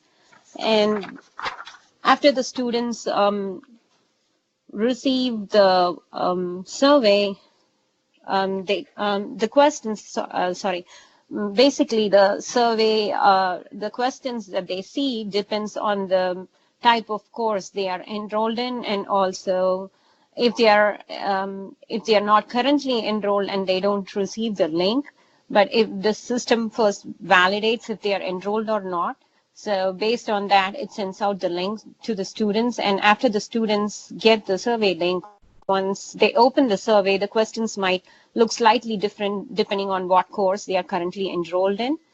And after they submit their response, it automatically gets recorded in the Salesforce CRM system, and UW staff will be able to run a report by the course or by instructor. The students also see a thank you page and contact details, like in case if they have any problems with the survey or if they want to contact someone after the survey. So that's it about the survey process, and I'll let Holly take over. Okay, so some of our accomplishments as a group. Once we had our first meeting with our client, we really came together as a group. We had great communication throughout after that meeting. We communicated weekly with our client and our program managers. And we also utilized the GroupMe app, which is a communication tool. And we would talk daily, share ideas, and check in on how the project's going. Next.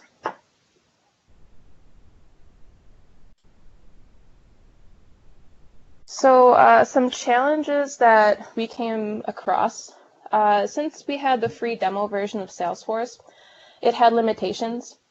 Some of these, because of the limitations, it only allowed us to create one survey. And if you wanted to change something in the survey, you had to create a whole new version of that survey, which caused reporting issues. We also came across some user issues.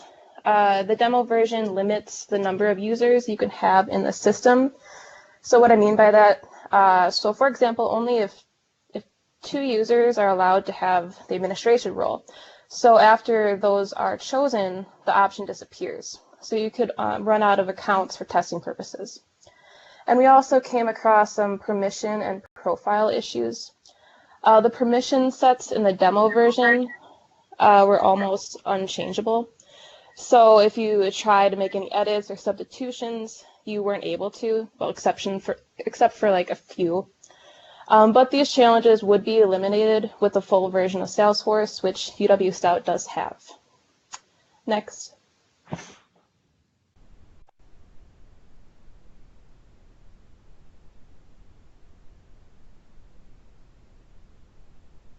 And then for the reports, we generate the reports by course instructor, course name, and then they send the survey analyst report and the dashboard results to the UW-Stout program directors. Next. And now I'm going to hand it over to Scott for the demo of the survey. All right, hello everybody. Let me just close out. So everyone, I'm assuming now is well aware, especially in the time of the semester we are at right now, where I want to reopen that. Is everyone used to receiving something that looks like this, a course evaluation survey? For this one, this is what we kind of chose as a template because this is the one that most people are used to getting. Make this a little bigger. There we go. Please complete the instructor evaluation, course evaluation for this class. This template, of course, will be different depending on what course it is, and some of the wording will be different. It all depends on if this project is implemented, what everyone decides the wording should be. But the main point is you're going to receive this email about taking a course survey. You're going to click on the link, and it is going to take them to our course evaluation survey. One of the requirements was that responses be anonymous, both for the protection of the college and for the student themselves. So they will come in here and begin this course evaluation questionnaire. The first page of the questionnaire is a lot of questions that are on a Likert scale about the instructor's teaching methods and general questions about the instructor. So the person will answer these questions on a 5-point scale from strongly disagree to strongly agree with the question that's asked above. Click through these. Go to the next page. Your next page is based on the course. So these will be also 5-point scale questions that are based on the course that they are in.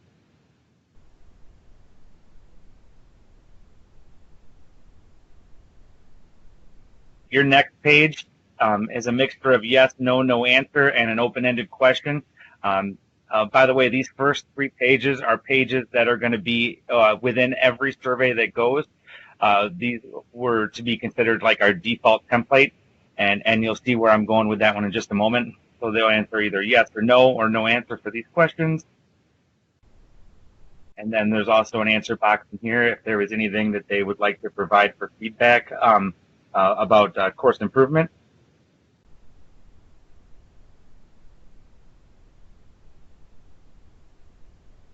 This next page right here, this is a blank survey page. What would go in here would be your course related questions.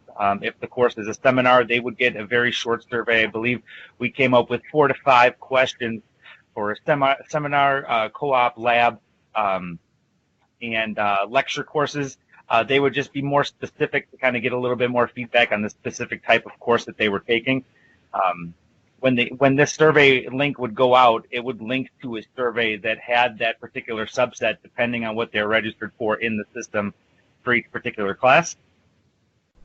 And then they would get to the end of the survey and they would be able to close.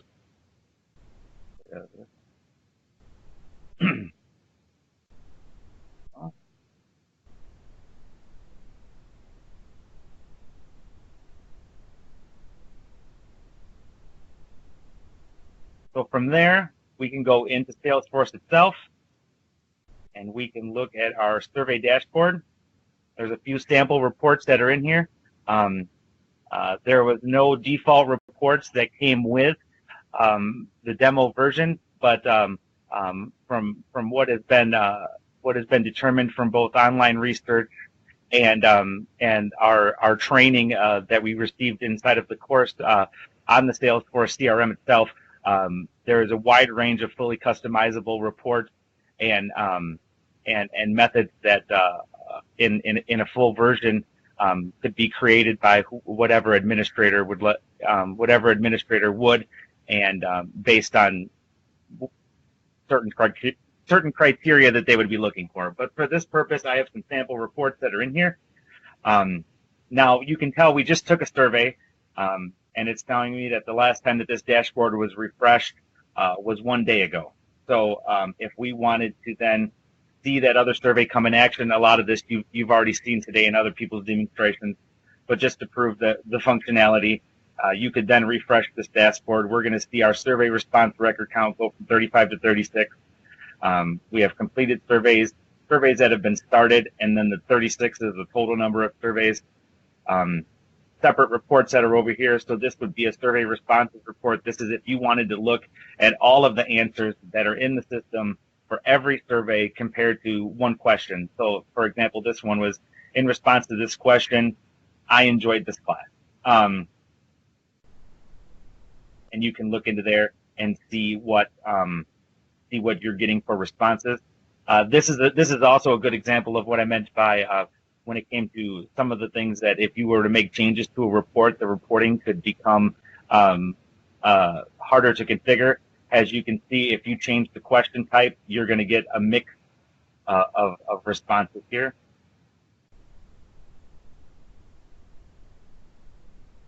And then we also have student drop. So this would be the of the surveys taken of the number of people that answered the question, did you ever consider dropping this course at any time during the semester? Of the 10 people that took it, 7 people said yes, 3 people said no.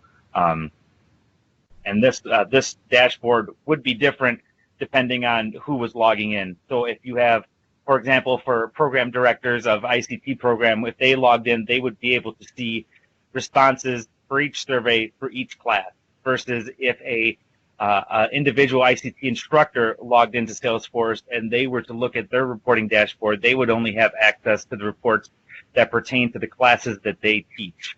So that if Evan wanted to log in and take a look at reports for his class, well, he might not be a good example, but if an instructor was coming in to look, they would not be able to see the responses for somebody else's, vice versa, and along up the chain. Whereas, you start getting into college administration, their dashboard would show them results, and they would be able to filter for any department, any survey has the permissions escalate.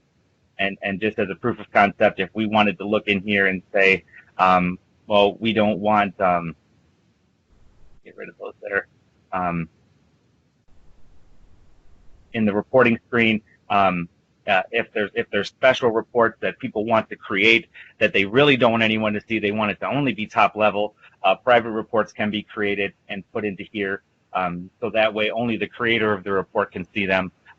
So it is possible if upper level administration want their own reports, their own view, and they don't want other people to see that, they can do that for themselves as well.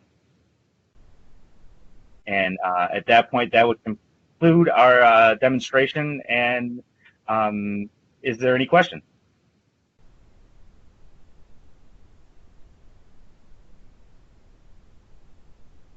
All righty. So is this evaluation in addition to the official department evaluation, or does this replace it? And not that this is probably in the scope of what this team did. Student evaluation of instruction is a very touchy subject, and it's ruled by faculty, governance, and each department is in control of that. So that means that you can't give permission to a dean if the department votes not to do that. It only belongs to the department that. Well, after our first, in answering that, after our first initial meeting with our client James, what was discussed is that, just as you described, the way that the surveys work now is each individual department is in charge of their surveys. They're in charge of what questions are asked, how they are sent out, how the data is collected, who inside of the department can see that survey, and then from there they determine how they want to move forward, how they want to change questions, answers. But in a nutshell, everything is departmentalized to each department. One thing that our client mentioned is the desire that, let's say someone higher level college administration is looking at a set of numbers on student retention, graduation rates, return rates, and they want some information on what do the students think, what kind of responses are we getting on these surveys, instead of going to each individual department and having them, okay, go through, I need you to go through your surveys, send it to us so we can analyze the data. The ICT department may use a certain program to gather their information.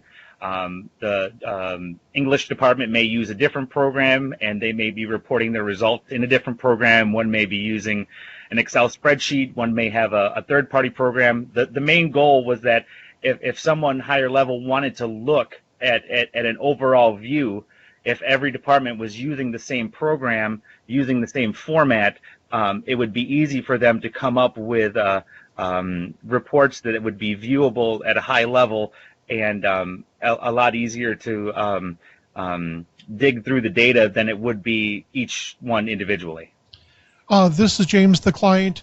One of our early conversations was this solution ignores the political atmosphere currently, but is part of my role as the data analyst for enrollment and retention services, and where we're trying to take a look at what factors affect retention of our students and persistence to graduation, is that currently we are blind. We don't have the information to try and see if specific courses or instructors are creating retention issues for students. And it would be informative and helpful to try and have a base standard set of survey questions that are offered to all classes, so that we have some comparative data across the board, and then with that, not to use it in a punitive manner, but more in an educational manner. That there are some concerns that we have with a specific course, or contrary to that, with a specific instructor. So the direction that the team was given is the political reality right now is that every instructor in every department in every course might have their own unique survey to measure the course evaluation. From a university standpoint, that's not tenable for doing any data analysis. I'm not disagreeing with what you're saying. All I know is I've been involved with this evaluation for 25 years. And any time that you try to go to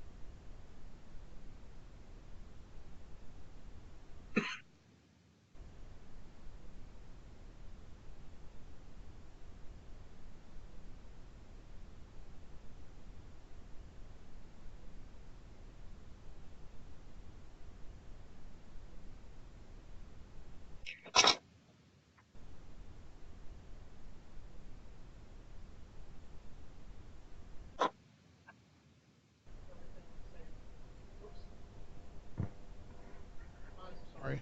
So anyway, my fault, but I was just answering Steve's objection or question by saying that if every instructor in every course are evaluated with the same instrument, it actually protects the faculty, because then you can't, trick out a survey to, try and get rid of someone that you don't like. That it protects everyone if everyone's measured by the same instrument. Fair for everyone. This is a whole big discussion, and I think if you have a few core questions, that's probably doable, and that would be nice. But it is a hotbed of contention. It's almost as bad as what they say is parking. Let's keep this.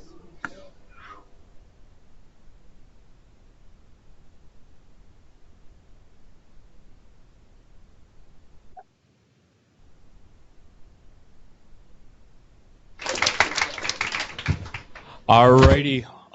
Thank you, online groups, for participating. You guys can go now. We appreciate your time and your effort throughout the semester. This microphone died right at the end there. I know, mine did too. Again, thank you for participating